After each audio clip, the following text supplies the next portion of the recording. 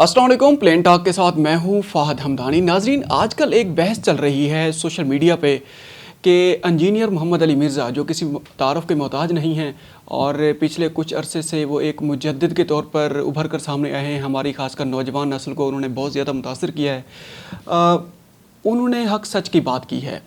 उन्होंने ये जो हकीकी तौर पे जो किताबों का जो दीन है कुरान और हदीस के ज़रिए साबित करके उन्होंने कोई भी बात की है। आज तक उन्होंने कोई भी बात ऐसी नहीं की जिसको उन्होंने कुरान और हदीस से उसका हवाला ना दिया हो, जिसकी वजह से वो एक बहुत हार्ट थ्रॉब वो बन चुके हैं, ख़ासकर नौजवान नस्ल के लिए।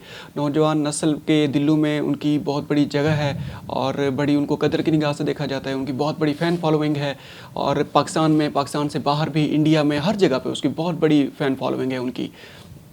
अच्छा, उन्होंने ईरान इसराइल जंग के बारे में कुछ बयानात दिए हैं जिनको बुनियाद बनाकर उनके ख़िलाफ़ एक महाज खड़ा कर दिया गया है। आज हमने सोचा है कि अपने टॉपिक से हट के हम ज़रा इस टॉपिक के ऊपर बात करते हैं। अपनी जो हमारी नाक़िस राय है तालिब इल्म होने के नाते और मीडिया का एक अदना सा एक न्यूज़ एंकर होने के नाते हमने ये सोचा है कि हम इस पे आज बात करते हैं और बाकायदा हम इल्मी गुफ्तगू करेंगे। कोई जज्बाती गुफ्तगू नहीं है। हम बाकायदा कोई भी बात करेंगे उसका तकाबली जायज़ा लेंगे कि हम कौन सी बात कर रहे हैं।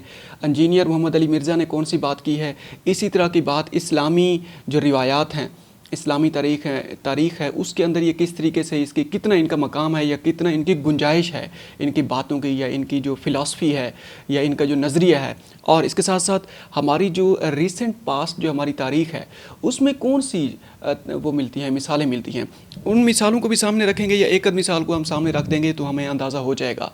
जो समझने वाले हैं, जो इस फ़िक्र को अंडरस्टैंड करते हैं या अंडरस्टैंड करने के लिए तैयार हैं, वो समझ जाएंगे। इशारा ही काफ़ी है उनके लिए। खैर, उन्होंने कुछ बयानात दिए हैं और बयानात हम सारे तो आपके सामने नहीं रख सकते, लेकिन कुछ ऐसे रख लेते हैं जिसमें उन्होंने ये कहा है कि ईरान को अमेरिका के साथ मुआहिदा कर लेना चाहिए। और इसके साथ साथ एक और उन्होंने बयान दिया कि ईरान को जनाब अपने आप को पहले निखारना होगा, माशी तौर पे, अंदरूनी तौर पे और सियासी तौर पे ख़ासकर। इसके साथ साथ उन्होंने एक और भी बयान दिया है ख़ामनई साहब के बारे में। ख़ामनई साहब के बारे में उनके दिल में, इंजीनियर मोहम्मद अली मिर्ज़ा के दिल में बहुत बड़ा एहतराम है। वो उनको बड़ी कदर की निगाह से देखते हैं और उन्हें शिया कम्युनिटी जो कि कई ममालिक पर मुश्तमिल है, उनका एक सेंट्रल फिगर और उनका जो एक रहबर के तौर पर उनको देखा जाता है। और वो उन्हें हमारे जो उलमा कराम हैं जो कि यहाँ तकसीम है, यहाँ हर मकतब फ़िक्र के अपने अपने उलमा हैं जनाब। इसी एक ही, अगर मैं देवबंदी की अगर बात की जाए उसके अंदर फिर एक और तकसीम है, तकसीम दर तकसीम है। यहाँ बहुत ज़्यादा डिवीज़न पाई जाती है। लेकिन अगर हम देखें कि शिया कम्युनिटी में आयतुल्लाह सिस्तानी और आयतुल्लाह ख़ामनई, इनकी जो बात है, इनका जो फतवा है और इनका जो हुक्म है वो हरफ़ आखिर है। वो एक बयान देते हैं, पूरी दुनिया की शिया कम्युनिटी उन पे सर बसजूद हो जाती है और उनके आगे बिल्कुल हाजिर हो जाती है, सर बखम हो जाती है। अच्छा, इंजीनियर, हम अपने टॉपिक की तरफ वापस आते हैं। इंजीनियर मोहम्मद अली मिर्ज़ा ने ये जो बयानात दिए हैं कि बज़ाहिर ऐसा लगता है कि वो जनाब इसराइल हैं, प्रो इसराइल हैं, उनको यही समझा गया है, वो अमेरिकन नवाज़ हैं और वो जनाब हक़ सच की बात को वो समझते नहीं हैं, गैबी मदद को वो नहीं समझते और अल्लाह की मदद वो जो एक गालिब आएगी सब कुछ, ये अक्ल की दुनिया के ऊपर वो बात नहीं, वो ज़्यादा जाते हैं और रियलिज़म की बात ज़्यादा करते हैं, प्रैक्टिकल लाइफ की ज़्यादा बात करते हैं और वो मुअज्ज़ात की बात नहीं करते और मतलब गायबी मदद जो आती है अल्लाह ताला की तरफ से उसकी बात ज़्यादा नहीं करते। ये एक समरी हमने आपको बयान दी है, रफ सी। ये एक इख्तलाफी नोट है उनके साथ जो मुंसलिक है कि वो जनाब जो बाबे हैं, ख़ासकर जो मुअज्ज़ात पे बिलीव करते हैं और उसके साथ साथ कुरान और हदीस से हट के अपनी उनकी तालीमात हैं, अपने उनके अवामिल हैं, वो उनसे खुल्लम खुला इख्तलाफात रखते हैं। इंजीनियर मिर्ज़ा साहब, ये भी एक बहुत बड़ा इख्तलाफी नोट है जो उनके साथ मुंसलिक रहा है और इंजीनियर साहब को बहुत बड़ी तनकीद का सामना करना पड़ रहा है काफ़ी अरसे तक और ये सिलसिला अभी भी जारी है। खैर, अभी हम अपने टॉपिक की तरफ वापस आते हैं। अब देखते हैं कि ईरान इसराइल, गज़ा इसराइल और बाकी मुस्लिम दुनिया, ये मसाइल हैं क्या और अब पाकिस्तान और इंडिया का भी हम इसी तनाजुर में हम इसके ऊपर भी हम बात करेंगे। अभी हम ये देखते हैं, अभी हम थोड़ी देर के लिए हम बात कर लेते हैं ईरान और इसराइल की। देखते हैं कि क्या ईरान और इसराइल के दरमियान ये मसला क्या है। क्या ये इल्मी मसला है, क्या ये फ़िक्री या नज़रियाती मसला है, या ये सियासी मसला है। इल्मी मसला नहीं है, नज़रियाती मसला भी नहीं है। पासदाराना इनकलाब से या ईरान की जो वहाँ पर जो गवर्नमेंट का जो स्टाइल है, जो वहाँ पर रज़ा शाह पहलवी के बाद वो जहाँ पर वो जो स्टाइल आया है, जो इनकलाब आया है, वहाँ पर जो गवर्नेंस का वो जो एक कल्चर है, वो जो एक स्ट्रक्चर है, उससे भी बड़ा इख्तलाफ नहीं है। ईवन के मगरब को भी उससे इख्तलाफ नहीं है। अब ये है कि ये मेन मसला क्या है, ये प्योरली सियासी मसला है। गज़ा इसराइल की बात की जाए, ये भी सियासी मसला है। आप इसराइल और बाकी मुस्लिम दुनिया की अगर बात की जाए, ये भी एक सियासी मसला है। और इसके साथ साथ ईरान और इसराइल का जो ऑन गोइंग ये जो एक मसला चल रहा है, जो अब जंगबंदी की सूरत इख्तियार कर गया है, अल्लाह करे ये जंगबंदी कायम रहे, ये भी एक सियासी, ये प्योरली सियासी मसाइल हैं। अब देखना ये होगा कि मसाइल का, सियासी मसले का हल क्या है, हम तारीख़ को सामने रखेंगे।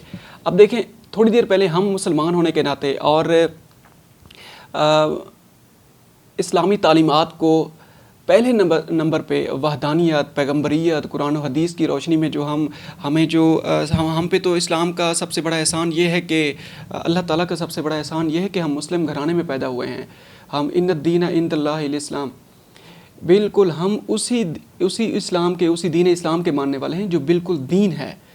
और इसके साथ साथ हम उसकी जो जेन्युइन तालीमात हैं, हम उसी के ही पैरोकार हैं। अगर हम तकाबली जायज़ा लें कि आज जो कुछ हो रहा है, ये हम जो सियासत की बात करते हैं, देखिए सियासत के अंदर दो चीज़ें सामने आती हैं। सियासी जब कोई मसला होता है, उसका सलूशन उसके दो सलूशन होते हैं, या तो ताकत का इस्तेमाल किया जाए या मसलहत का इस्तेमाल किया जाए। अब देखते हैं कि ईरान और इसराइल, गज़ा और इसराइल और पाकिस्तान, जो मुस्लिम दुनिया और इसराइल के दरमियान ये जो सियासी मसला है, इसको क्या ताकत के ज़रिए हम इसको हल कर सकते हैं या मसलहत के ज़रिए हल कर सकते हैं। ताकत के ज़रिए इसका हल क्यों मुश्किल है हमारे लिए आज, कल या परसों, और मसलहत के लिए हमारे मसलहत पसंदी जो है क्यों ज़्यादा अहम है, और मसलहत पसंदी किसकी फ़ेवर में है। क्या ये हमारी फ़ेवर में है, क्या ये हमें आने वाले वक्त में जो हमारा जो एक लार्जर प्रिंसिपल्स हैं, लार्जर कंटेक्स्ट में, ब्रॉडर कंटेक्स्ट में, क्या ये हमारे लिए मुवाफिक साबित होगा, ये जो अगर रास्ता अगर अपनाया जाए। अब देखें, हम अगर सुलह हुदैबिया की बात कर लें, सुलह हुदैबिया की आजकल बड़ा जिक्र हो रहा है, उसको सामने रखा जाता है। इसमें हम एक इस्लामियात का एक अदना सा तालिब इल्म होने के नाते हम भी इस बात को समझते हैं कि आप सल्लल्लाहु अलैहि वसल्लम फैमिली के हमरा जब उम्रा करने जा रहे थे, तो हालांकि उनके पास कोई असलहा भी नहीं था, कोई नुकसान पहुँचाने वाली कोई और हथियार भी नहीं थे, उनको फिर भी रोका गया। और हक सच पर होने के बावजूद, और उस वक्त उनको जो बर्तरी भी हासिल थी, और उस वक्त वो उनके साथ हर लिहाज से बरतर भी थे, और हर लिहाज से उनका मुकाबला करने के लिए उनके पास वसाइल भी थे आप सल्लल्लाहु अलैहि वसल्लम के पास। लेकिन फिर भी उन्होंने कुफार के साथ सुलह की है, उन्होंने मसलहत का रास्ता अपनाया है। क्यों किया है ऐसा? अच्छा, कुरान मजीद में ये भी आया है कि सुलह हुदैबिया खुदा ताला का फ़ैसला था। कुरान मजीद में इस बात का बाकायदा तौर पर जिक्र आया है। हमने बाकायदा इस बात की रिसर्च की है, ये हमारी बातें नहीं है, क्योंकि ये मजहबी टॉपिक है और ये बड़ा एक हसास टॉपिक होता है। हम चाहते हुए भी इस पर बात नहीं करते, लेकिन हम बड़ी एहतियात के साथ इस पर बात करने जा रहे हैं। सुलह हुदैबिया एक मसले का, एक सियासी हल निकालने का एक दूसरा नाम है। मसलहत पसंदी की एक तारीख़ के अंदर इससे बड़ी कोई मिसाल नहीं मिलती। अच्छा, अगर हम मॉडर्न दौर की अगर बात कर लें, पाकिस्तान बनने से पहले 1857 की जो जंग आज़ादी थी, जो मुसलमानों को, जिसका मोरद इल्ज़ाम मुसलमानों को ठहराया गया था, अब उसके बाद सर सैयद अहमद ख़ान का जो करैक्टर सामने आया है, मुसलमानों का एक पेशवा के तौर पे या उनके रहनुमा के तौर पे, सियासी रहनुमा के तौर पे ख़ासकर, उन्होंने जो मुसलमानों से कहा था कि अंग्रेज़ी की तालीम हासिल करो और अपने आप को इन इख्तलाफात से दूर रखो, अपने आप को एजुकेट करो और मॉडर्न कल्चर को समझो। इसके साथ साथ अंग्रेज़ों के साथ दोस्ती का, मसलहत पसंदी का हाथ बढ़ाओ, वगरना ये अंग्रेज़ ऑलरेडी आप पिसे हुए हैं। ये हिंदू जो हैं, ये जो पढ़े लिखे हैं, ये अंग्रेज़ों को इस बात पे कन्विंस कर लेंगे कि जंग आज़ादी के जो ज़िम्मेदार हैं इस सारा कोई टर्माइल जो हुआ है या ये जो वार हुई है, इसके ज़िम्मेदार मुसलमान हैं। ऑलरेडी आपके पास कुछ नहीं है, ताकत कुछ नहीं है, आपके पास ना सियासी कोई असर रसूख है आपका, ना आपके पास इल्मी पहलू के अंदर, ना आपको कोई कदर की निगाह से देखता है। तो इसीलिए आप मज़ीद कुचले जाएंगे। अब ये जो बातें की गई हैं, अब उलमा कराम इनके खिलाफ खड़े हो गए, उनके खिलाफ फतवे जारी होने लग गए। अब ये वही सर सैयद अहमद खान है, ठीक है, उनकी कुछ चीज़ों के ऊपर अगर हम इख्तलाफात करने की अगर बात आ भी जाए, वो सर्टन मैटर्स हैं, इख्तलाफात को वहीं तक रखें। आप स्वीपिंग स्टेटमेंट दे के बिल्कुल उनकी जो कंट्रीब्यूशंस हैं उसको सब कुछ उस पर पानी ना बहा दें। हम तो बिल्कुल भी ऐसा नहीं करने वाले। हम उसकी एक मिसाल आपके सामने रखते हैं कि वो किस तरह दर्द दिल रखने वाले इंसान थे मुसलमानों के बारे में, और ख़ासकर हज़रत मोहम्मद सल्लल्लाहु अलैहि वसल्लम के बारे में। वो किस तरह के एक इस्लाम के पैरोकार थे, वो एक मुसलमान थे। सर विलियम मोरे ने एक किताब लिखी, लाइफ ऑफ मोहम्मद। उन्होंने इस किताब में आप सल्लल्लाहु अलैहि वसल्लम के ऊपर कुछ ऐसी कोई नाज़ेबा अल्फाज का इस्तेमाल किया, या उनकी जो तालीमात हैं आप सल्लल्लाहु अलैहि वसल्लम की, उनको थोड़ा तोड़ मरोड़ कर पेश किया। मतलब उनके मुखालफत के अंदर कुछ बयानात दिए उन्होंने उस रकम बन के उन्होंने उस अपनी किताब के अंदर। अब जंग आज़ादी के बाद वो जो है सर सैयद अहमद ख़ान ने वो जब किताब यहाँ बर सग़ीर में आई, और उन्हें जब वो किताब पढ़ी है सर विलियम मोरे की, तो उनको बड़ा शदीद सदमा पहुँचा है, और उन्होंने इस बात की ठान ली। और वो जो लाइफ ऑफ मोहम्मद है वो 1861 में आई थी यहाँ पर बर सग़ीर में। और उस किताब के आने के बाद सर सैयद अहमद ख़ान ने ये ठान ली कि मैं इसका जवाब दूँगा, मुझे भीख ही क्यों ना मांगना पड़े अपने वसाइल को पूरा करने के लिए, और मैं इसका काउंटर जवाब दूंगा। ये गलत इन्हें तमहीद बांधी है हमारे आखिरी नबी सल्लल्लाहु अलैहि वसल्लम के बारे में, और वो एक अजीम इंसान थे। उनकी तालीमात जो हैं वो अल्लाह ताला के पैगंबर हैं, और उनकी जो तालीमात हैं वो कुरान मजीद की रोशनी में हैं। वो डायरेक्ट एक डिवाइन प्लान को, डिवाइन जो तालीमात हैं उनको ही सिर्फ वो फॉलो करने वाले थे। खैर उन्होंने फिर वो जनाब महदूद वसाइल के बावजूद वो विलायत गए, और वहाँ उन्होंने मुख्तलिफ मज़ामीन लिखे आप सल्लल्लाहु अलैहि वसल्लम की ज़िंदगी के ऊपर।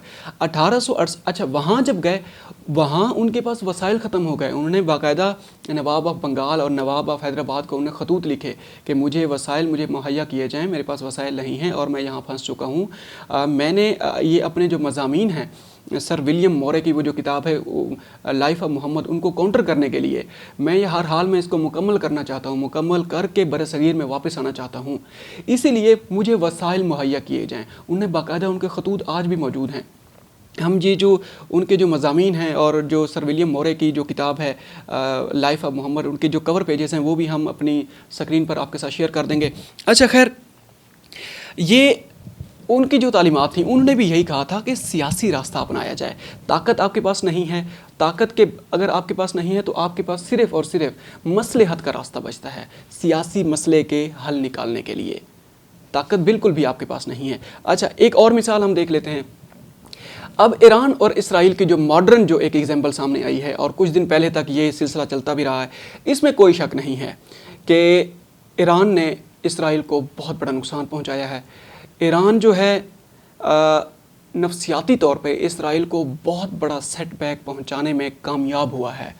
ईरान टेक्निकी महाज पे भी खातिर खाह कामयाबियां समेट चुका है, और ईरान सियासी महाज पे भी जिस तरीके से उसने नेतन्याहू को अंदरूनी महाज पे जाकर नुकसान पहुंचाया है, और वहाँ पर जो उसने लोगों को जिस तरह वो शेल्टर्स में छुपने पर मजबूर हो गए, और वहाँ पर एक हिजाने की कैफियत उसने पैदा की है। जो ईरानियन जो मिज़ाइल्स हैं, जिसमें सिजील मिज़ाइल है, हाइपरसोनिक मिज़ाइल्स हैं और हाइब्रिड ड्रोन्स हैं, जो कि बराजिश की सूरत में इसराइल के ऊपर वो गिराए गए हैं, और बहुत बड़ा नुकसान हुआ है। इसमें कोई दूसरी राय नहीं है। ये बात मैं भी मानता हूँ, इंजीनियर साहब भी मानते हैं, और बाकी लोग भी मानते हैं, ये सारी दुनिया मानती है, ये बात तस्लीम की जाती है। अच्छा, अब ये देखना होगा कि ताकत का जो हकीकी पलड़ा है वो अब किसके पास है। देखें, मगरब ख़ासकर अमेरिका और इसराइल, ये दोनों तो एक ही हैं, लेकिन वो अब मुसलमानों को ख़त्म तो नहीं कर सकते, लेकिन उनका एक नज़रिया है कि इनको इतना नुकसान पहुंचा दो, इनको इतना पीछे धकेल दो कि अब इनको कई 100 साल लगें आगे आने में, 50 साल लगें, 100 साल लगें। ये उनको बहुत ज़्यादा डैमेज करने के दर पे हैं। अब ये देखना होगा कि ईरान इस महाज पे कहाँ खड़ा हुआ है। देखें, ईरान के पास जौहरी ताकत तो नहीं है, اسرائیل کے پاس ہے، امریکہ کے پاس ہے۔ ایران کے پاس جو میزائل کا جو ذخیرہ ہے وہ اس لیول کا بھی نہیں ہے جو امریکہ کے پاس ہے، جو اسرائیل کے پاس ہے۔ ایران کے پاس ایئر فورس بھی نہیں ہے، وہ ان کے پاس رضا شاہ پہلوی انقلاب سے پہلے جو رضا شاہ پہلوی کو جو امریکہ نے اپنے اتحادی ہونے کے ناطے جو ان کو ٹام 14 F-14 جو ٹام وہ جو ایک وہ دیے تھے، انہوں نے ان کا ایک نام بھی تھا، انہوں نے وہ جہاز دیے تھے، وہی اب ان کے پاس ہیں جن کی ابھی تک اپ گریڈیشن بھی نہیں ہوئی۔ اسی لیے جو ایران کی جو تہران کی جو فضائی وہ جو ہے قوت ہے وہ بالکل بھی نہیں ہے۔ ایران کے اندر آخری دنوں میں اسرائیلی فضائیہ نے بہت زیادہ نقصان پہنچایا ہے۔ اگر ہم حقیقت کو سامنے رکھیں تو ایران کو بہت بڑا نقصان پہنچا ہے۔ ایران کی جو کی انسٹالیشنز ہیں، ان کی جو یونیورسٹیز ہیں، ان کے دفاعی نظام ہے، اور ان کی جو اس کے میزائل ٹیکنالوجی کی جو انڈسٹریل وہ جو ہیں ہب ہیں، ڈرون ٹیکنالوجی کے جو ہبز ہیں، اس کے علاوہ ان کے ایون کہ آیت اللہ خامنائی صاحب کو شہید کرنے کے بارے میں، ان کو اسیسینیٹ کرنے کے بارے میں جو خبریں آئی ہیں، اور جس طریقے سے ان کو پن پوائنٹ اسٹرائک کے ذریعے ان کے ٹاپ جو لیڈرشپ ہے ایران کی اس کو نشانہ بنایا گیا ہے، تو اس کا مطلب یہ ہے کہ اسرائیل کے پاس بہت زیادہ ڈیٹا ان کا موجود ہے۔ اسرائیل بہت زیادہ نقصان پہنچا سکتا ہے۔ اب وہ تو ڈھیٹ ہو چکے ہیں، وہ ایران کو اس امریکہ کے ساتھ مل کے ایٹمی حملہ بھی اگر کر دیتے نا، آپ کی اور میں، ہم مسلمان باقی جو ممالک ہیں، وہ مذمت کرنے کی حد تک ہی ہم بات کرتے۔ ہم نے کیا کر لیا ہے؟ یہی جو کچھ ہوا ہے وہ اس کے اندر یہی جو سینیریو میں نے بتایا ہے، طاقت اور مصلحت والی جو فلاسفی ہے، آپ اس غزہ کے اوپر اپلائی کر کے دیکھیں کیا کچھ وہاں بچ گیا ہے۔ 92% 92% وہاں پر جو انفراسٹرکچر ہے وہ بالکل اینہیلیٹ کر دیا گیا ہے، وہ رہنے کے قابل بھی نہیں ہے، نہ ہسپتال ہے، نہ یونیورسٹی ہے، نہ ڈسپینسریز بچی ہیں، نہ کوئی ادارہ بچا ہے، نہ کوئی گھر بچا ہے۔ وہاں پر تو جھونپڑیوں میں جو لوگ رہ رہے ہیں ان کو بھی ڈائریکٹ نشانہ بنایا جاتا ہے۔ لائن میں جو لوگ کھڑے ہوئے ہیں، قطار میں کھڑے ہوئے ہیں کھانا لینے کے لیے، بھوک ہے، افلاس ہے، غربت ہے، کچھ بھی نہیں ہے، اندھیرا ہے، نہ آگے بڑھنے کا کوئی راستہ ہے، نہ پیچھے دیکھتے ہیں تب بھی اندھیرا نظر آتا ہے۔ اب آپ یہ دیکھیں وہ ڈھیٹ ہو چکے ہیں، وہ بالکل اس بات پہ ان کو کلیئر ہو چکے ہیں کہ ان کی نہ کوئی مذمت کر سکتا ہے۔ کیوں؟ سب کچھ انہی کے پاس ہے، ٹیکنالوجیکلی وہ طاقتور ہیں، معاشی لحاظ سے وہ طاقتور ہیں۔ وہ آج بھی پاکستان کے خلاف ایک بھی اگر وہ سینکشن لگا دیں تو پاکستان کے 14 طبق روشن ہو جائیں گے۔ آپ تھوڑی دیر کے لیے یہ اندازہ لگائیں کہ اگر ہم ان حقائق کو سامنے رکھیں، اب بتائیں مصلحت پسندی زیادہ ضروری ہے یا طاقت کا استعمال زیادہ ضروری ہے؟ آپ بتائیں کہ صلح حدیبیہ والا جو ایک واقعہ ہے اس کی کتنا زیادہ ریلیونسی بنتی ہے؟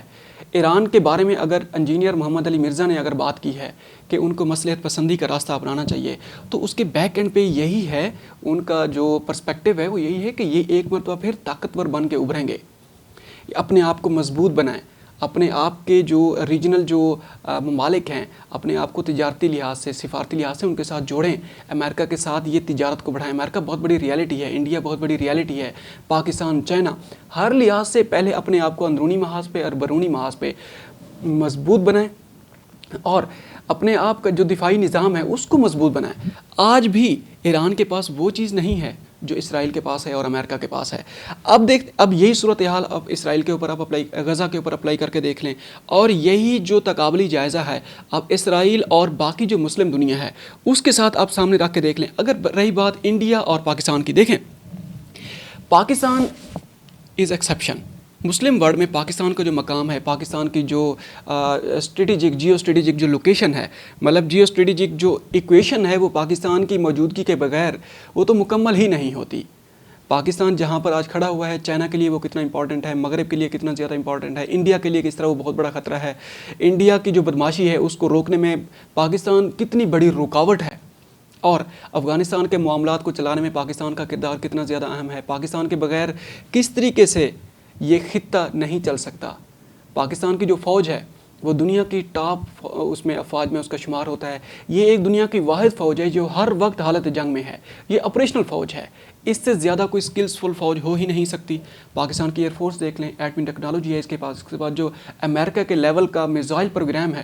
اسی وجہ سے جب یہ بات کی جاتی ہے حق اور باطل کی کہ بھائی ہم مائنورٹی میں ہونے کے باوجود بھی، چھوٹی تعداد میں ہونے کے باوجود بھی ہم مقابلہ کر لیں گے، حقیقت کو سامنے رکھیں۔ آپ صرف اور صرف حقیقت کے ذریعے ہی حقیقت کا مقابلہ کر سکتے ہیں۔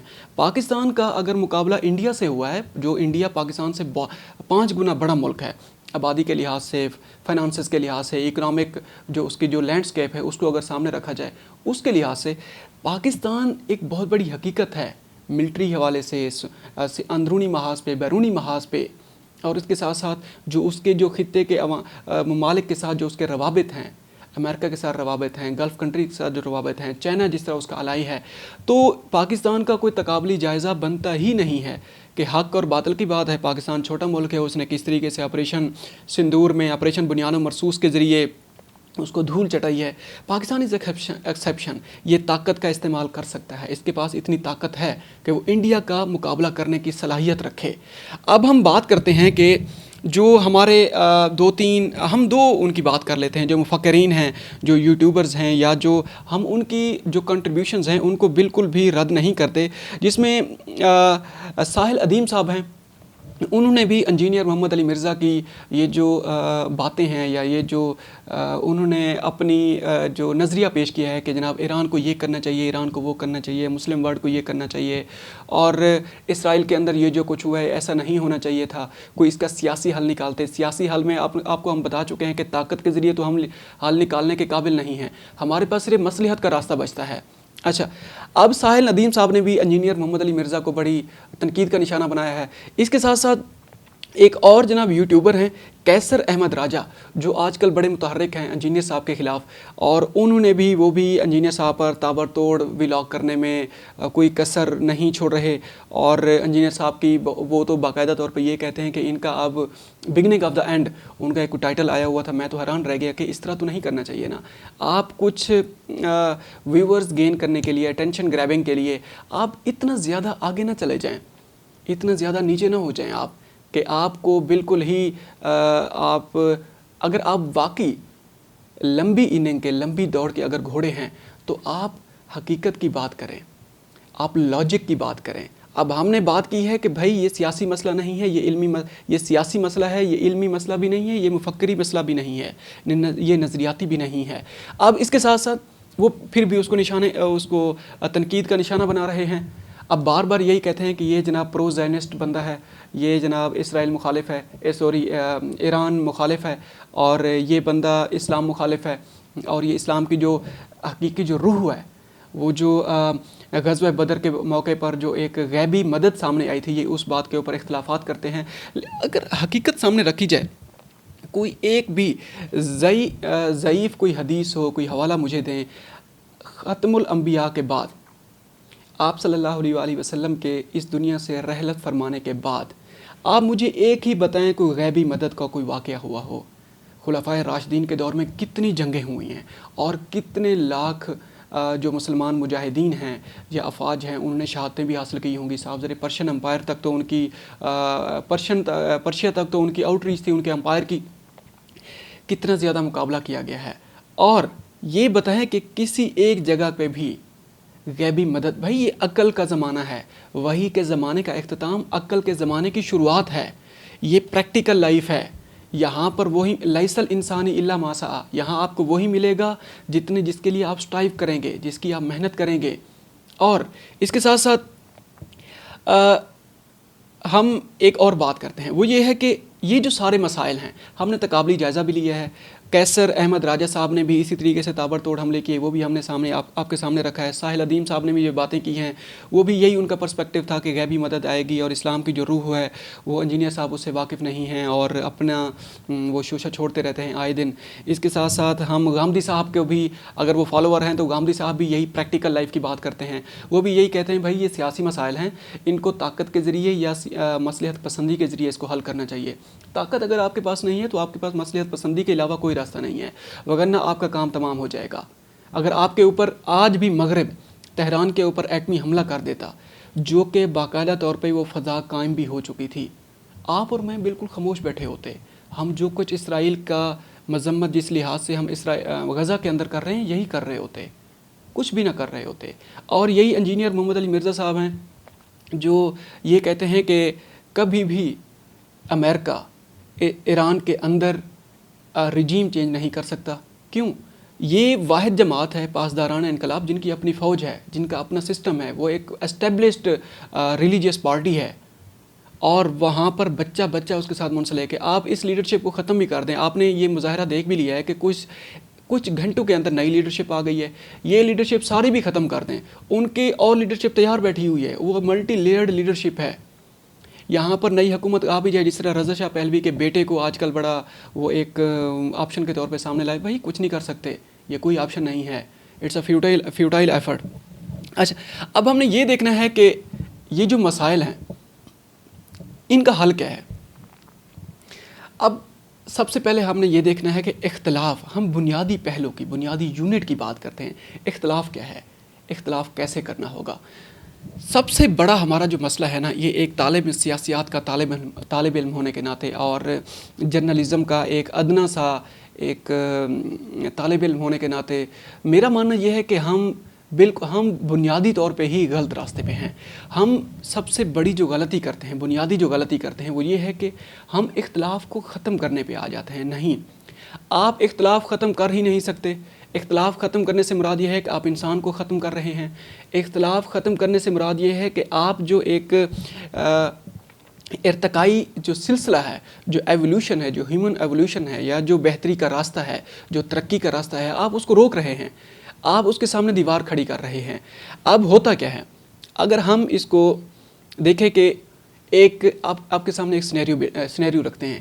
ایک بڑا بھائی ہے, اس کا ایک پرسپیکٹیو ہے, بھائی چھوٹے بھائی کو یہ نہیں کرنا چاہیے, چھوٹے بھائی کو یہ نہیں کرنا چاہیے. اگر اس وقت اس کے چھوٹے بھائی نے اس کا بھی خاص کوئی پرسپیکٹیو ہوگا, اگر ان کا کوئی تھیسس ہے تو اس کے پاس بھی کوئی اینٹی تھیسس ہوگا. سوال ہی نہیں پیدا ہوتا کہ ایک تھیسس ہے, اس کا اینٹی تھیسس کہیں ایگزسٹ ہی نہ کرتا ہو. اگر وہ تھیسس بلڈ کرنے والا بندہ یہ کہے کہ بھئی جو اینٹی تھیسس والا بندہ ہے وہ بات ہی نہ کرے, وہ اپنا جو پرسپیکٹیو ہے وہ پیش ہی نہ کرے, اگر اس نے میرے تھیسس کو نہ مانا تو وہ جناب کافر ہے, وہ غدار ہے, وہ نافرما بردار ہے, وہ اس دنیا میں رہنے کے قابل بھی نہیں ہے. اور اس کے ساتھ ساتھ وہ اس دنیا میں جو ہم لوگ ہیں جیسے, وہ ہمارے ساتھ رہنے کے بھی وہ قابل نہیں ہے, اور اس کو جینے کا بھی حق نہیں ہے. اس طریقے سے ہیومن ایولیوشن نہیں ہوتی, ارتقائی نظام رک جاتا ہے, بہتری کا راستہ رک جاتا ہے. دیکھیں, ایک تھیسس ہے, ایک اینٹی تھیسس ہے. اب یہ دونوں جب ملیں گے, دو مختلف آراء جب ملیں گی تو ایک نئی رائے پیدا ہوگی جو دونوں سے بہتر ہوگی. آپ مل بیٹھ کے بات تو کریں, آپ فتوے نہ لگائیں, دیواریں نہ کھڑی کریں. سب سے بڑا مسئلہ ہمارا یہی ہے کہ ہمیں اختلاف کرنے کا ابھی تک طریقہ ہی نہیں آیا, چاہے وہ ہمارے گھر کا معاملہ ہو, ہمارے مذہبی معاملات ہوں, ہمارے جتنے بھی مذہبی اکابرین ہیں اور جتنے علماء ہیں اور جتنے وہ ہیں مکتبہ فکر کے جتنے بھی بڑے بڑے پیشوا ہیں, وہ یہی ہے نا, دیواریں کھڑی کر رہے ہیں جناب, فتوے جاری کر رہے ہیں, اور اس کے ساتھ ساتھ ایک دوسرے کو کافر قرار دے رہے ہیں. بس یہی کہتے ہیں کہ ہم ہی جنتی ہیں, اس کے علاوہ جو بھی ہیں ان کو یہاں پر کوئی جینے کا کوئی حق نہیں ہے. اچھا, ایک تو یہ اس راستے کو, یہ جو ہماری روش ہے, جو اس نے اس معاشرے کو بہت بڑا نقصان پہنچایا ہے, ہم نے اس کو سائڈ پہ رکھنا ہوگا, اس سے نکلنا ہوگا. اس نے جتنا زیادہ ہمیں نقصان پہنچایا ہے, ایک ناقابل تلافی ہے حد تک ہمیں نقصان پہنچایا ہے اس چیز کا. ہمیں سب سے پہلے اس سے نکلنا ہوگا کہ اختلاف کیسے کرنا ہے. اختلاف جب ہمیں کرنا آ جائے گا, آٹومیٹیکلی ہمیں محبت کرنی آ جائے گی. ہم مل بیٹھیں گے, ہم محبت سے آگے بڑھیں گے, ہمارے درمیان اتحاد بھی ہوگا, یگانگت بھی ہوگی, اور ہم ہر محاذ پہ, وہ سیاسی محاذ ہو, اندرونی محاذ ہو, بیرونی محاذ, ہر محاذ پہ ہم کامیاب ہو جائیں گے, اور مضبوط قوم بن کے, مضبوط گھر بن کے, مضبوط خاندان بن کے ہم ایک سامنے آ جائیں گے. اچھا, اس کے ساتھ ساتھ ایک اور جو اس کا سلوشن ہے وہ سائنس اور ٹیکنالوجی ہے. بالکل علم کا حصول, اس میں کوئی شک نہیں ہے. آپ تھوڑی دیر کے لیے سوچیں, جو مسلمانوں کا جو گولڈن ایرا تھا, گولڈن پیریڈ تھا, اس وقت علم کا کتنا بڑا بول بالا تھا, سائنس کہاں پہنچ چکی تھی. آج جو کچھ بھی آپ یہ جو سیٹلائٹ شٹل جو فضا میں جاتی ہے, اس کا جو الگوریدم ہے, اس کا جو فارمولہ ہے, اور اس کا جو سافٹ ویئر ہے, وہ الجبرا پہ بیس کرتا ہے. الجبرا کو ایجاد کرنے والا مسلمان سائنسدان ہے. یہ ساری سائنس کو, ہم سائنس کی کیوں مخالفت کرتے ہیں جس کو ایجاد ہی ہم نے کیا ہے. ہم یہ مشین کوئی فارمولے اور یہ سارا کچھ جو ٹیکنالوجی ہے, آج یہ فون میرے پاس ہے, یہ سارا اس کے اندر جو بھی الگوریدم ہے, اس کے اندر بہت بڑی کنٹریبیوشن مسلم سائنسدانوں کی ہے. اس کے اندر بہت بڑی کنٹریبیوشن آپ کی اور میرے ان آباء و اجداد کی ہے. پھر بھی ہم اس چیز کے انکاری ہیں. ہم آئے روز فتوے دیتے رہتے ہیں کہ بھائی یہ سائنس حرام ہے, یہ علم حرام ہے, یہ حرام ہے, وہ حرام ہے, ہمیں ایسا نہیں کرنا چاہیے, ہم وہ نہیں کرنا چاہیے.